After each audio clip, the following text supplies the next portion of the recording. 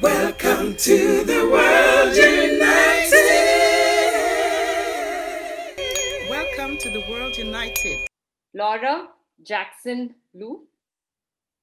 Laura is the CEO of Quantum Communications. Her topic for today is networking, the working model for future of good governance. So I would just like to introduce her to all of you.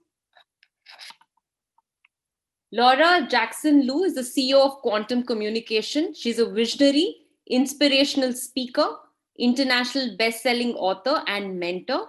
She has 30 plus years of experience in human potential, 12 plus years working with CEOs, visionary leaders, and global change agents. Her MOVE, the mission model, is based on her expertise in personal experience, human potential, and global projects. It is designed for global mission driven organizations and new governance models. She shares our entire way of interacting, governing, and doing business is shifting radically, now inviting full engagement by every participant in conscious support of their mission, vision, and ability to create exponential outcomes. Waiting to listen to you, Laura. Over to you.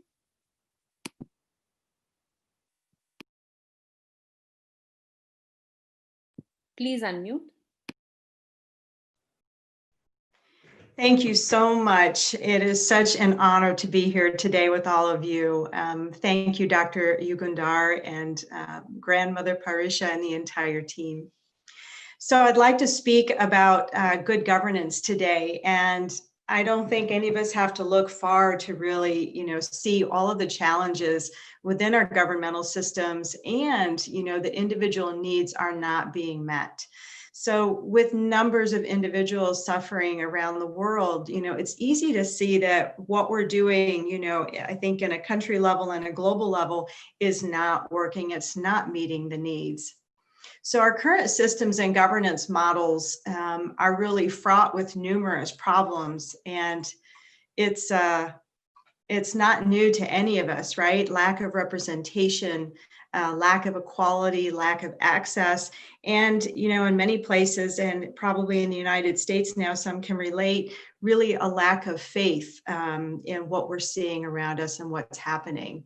So governance is in many senses plagued by partisanship instead of inspired by ideals.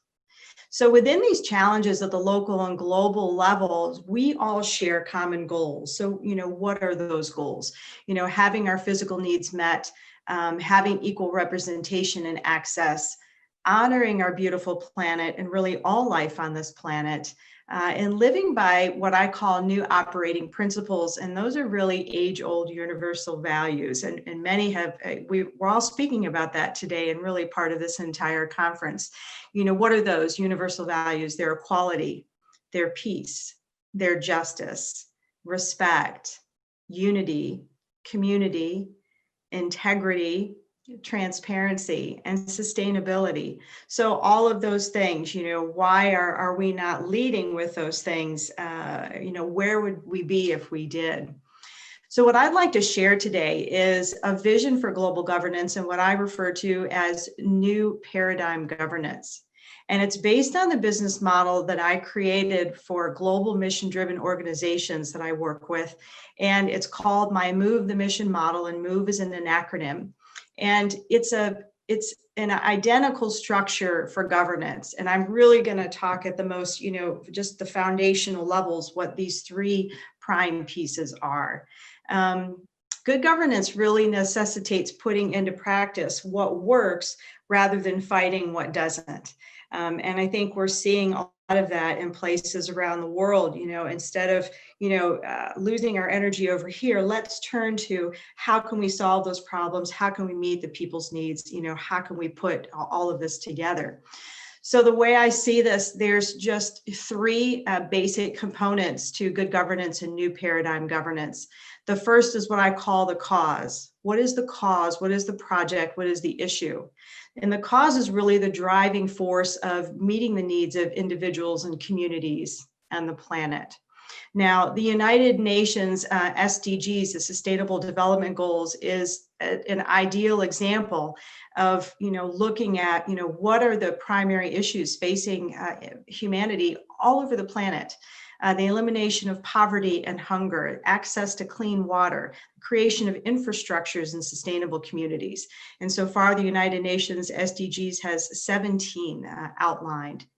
So the second piece is what I call is really connecting all of the parties and all the pieces. I call it inviting all the parties to the table. And in business, I refer to bringing all the talent to the table, because the talent is the hidden gold mine. What do we already have at our disposal?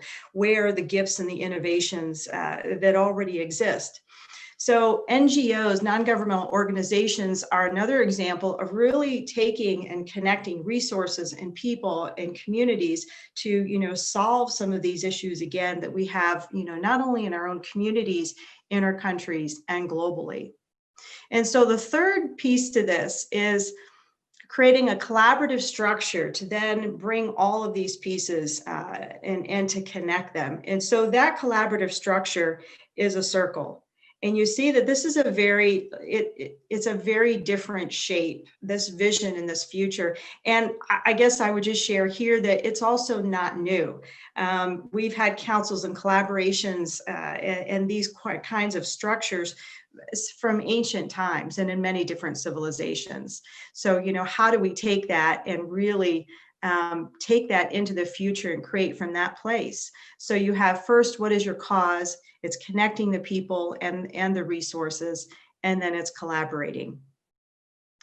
So our communities and countries really face mission critical goals for humanity and the planet right now. We can consciously choose to step out of the partisanship and, that we become deadlocked in and begin gathering the resources and individuals to really address these shared goals. And we know what these shared goals are. It's creating a sustainable, abundant, and prosperous future for everyone and everything on the planet, and including the planet. So I'm here today to say that there is a way to do this. And I'd like to give you some success stories of, different ways that this is already happening on the planet, both with, really global needs and then, smaller community needs. So the first one I'd like to share is a self-organized community. It's called Santa Cruz del Islote, and it's an island off of Colombia. Now, this community has been on this island for 318 years. They operate as a community council. So all the islanders are a member of this council. And this is also interesting. There's no petty crime and there's no police on this island. So, what a remarkable example. And that's just, one example. There are self-organized and self-sustaining communities that are growing across the world. They're in Europe, they're in other places, and it's happening. It's already working. Now, here's a different kind of example. If you haven't heard of Dean Kamen, he's an inventor. He now has what's approaching 1,000 patents. When I spoke about him just a few years ago, I think he was at 440. So he and his entire team. During the early days of COVID and this global pandemic that, has probably impacted just about everybody's life, PPE, or personal protective equipment, was in great need, right? And at least in his home state of New Hampshire. So this is what I mean too about connecting the pieces and the dots and the resources. And so much of this at times can be based on relationships and how do we create those relationships. So Dean Kamen called the owner of FedEx and he said, "Hey, would you mind picking up this shipment of PPE from China?" And the gentleman said, well, sure, I'll do that. And not only that, Dean Kamen advanced $5 million to really cover the cost of this until the state of New Hampshire could reimburse him. So they got it done. They got it done. Here's another example. The same gentleman, Dean Kamen, created a water purification system many years ago called the Slingshot. And in order to distribute that, he was like, how do I get this, to places around the world? He ended up partnering with Coca-Cola. He was pondering that, and someone said, how do I do this? And said, well, what do you see around the world? Coca-Cola machines. And so here, they worked together, created, this amazing thing that doesn't need electricity to run, to be able to drop those in and share them in places around the world. So there are people and there are resources out there already doing, good works. Another success story I just learned about is actually in India. There's a chef, Vikas Khanna, who created Feed India initiative earlier this year based on COVID happening and really, the incredible amount of poverty. And it's, certainly not just in India. There were no financial transactions to make this happen. I find that wonderful as well. He gathered food producers, distributors, bureaucrats, set up satellite kitchens very quickly, and has served 50 million meals so far. I mean, what another astounding example. So there's another wave of solutions that I want to share today, and it's really new if you haven't, already been aware of this, and it's through technology. And I'd like to speak a moment about blockchain technology. Now, the blockchain, maybe akin to the internet, is a digital ledger. It's decentralized. And these electronic records are totally public and really easily verifiable. So they are, in essence, immutable and unchangeable. So how does that work? Blockchain technology has already been put into place and used with our food supply. How amazing is that? So offering food safety based on its traceability, the food supply and distribution, and the companies have instituted real-time tracking from farm to fork. And again, already examples, including one chicken company in Shanghai as one example. So these are, I've given you some examples, and they're really almost addressing the UN Sustainable Development Goals. But here's what I would really share today, and the question that I would pose. What would the world look like, and how would governance shift in light of basic human needs already being met? So what if there was sufficient food, clean water, improved health and well-being, equal and open access, right? New infrastructure, innovations, and clean energies? How would that impact the function of governance? Because we already have examples of self-governance, real world issues being addressed around the world. So if we meet these challenges, my question is, what else is possible? And what would that look like? So there's another critical piece to good governance, and it begins with the individual. So too many individuals do not feel valued, do not feel seen or visible. Maybe some of you have been in that situation where you haven't felt seen or heard and involved. And if you have, you're not alone. That's what I would say today. I personally believe that human potential, which I am all about, begins with human value, right? And human value, it means knowing that you matter. So every single person, every single living thing on this planet matters. And however, what happens with top-down government is, often it just doesn't reach or isn't in touch with what, the people and the issues and the communities at the bottom, right? There are too many layers in the bureaucracies that really build up over time. In fact, one of the members of the self-organized community I shared earlier, Santa Cruz del Islote, literally said that they did not feel visible and did not feel heard, with the Colombian government at whatever point in time. And now they do with this community council because everyone is represented there. Everyone is invited to participate. Right? It's up to them. You could say that they're all equal stakeholders, right? So they are all one community. So here are really 7 characteristics I would give you today that are, really make up what new paradigm governance looks like and how it would operate. You'd have to really define what is the cause and what is the project. And let me just pause and say this. These collaborative structures work at all levels. I mean, I've given you some really high level examples in our globe, with global issues and challenges. And we can see too, and we know that this works at the community level. So first is defining whatever causes or projects, such as the UN's Sustainable Development Goals, right, at a higher level. The participation is through self-selection. That means that it's open access, right? Everyone is invited to participate, and then it's up to you to decide, do you want to participate or do you want to, allow others to? So the third piece, everyone is honored by engaging in universal values. And what I mean by that are those, universal values or new operating principles that I shared earlier, right? It's being honoring and respectful. It is being in integrity. It is being transparent. It is all of those things, and really being honoring to everyone who participates in this process. Fourth, it operates in collaborative-based structures. Fifth, decision-making is consensus-based, right? Number 6, implementation flows from those decisions that come out of those collaborative models. And 7, it represents a flattened and circular hierarchy. So no more top down.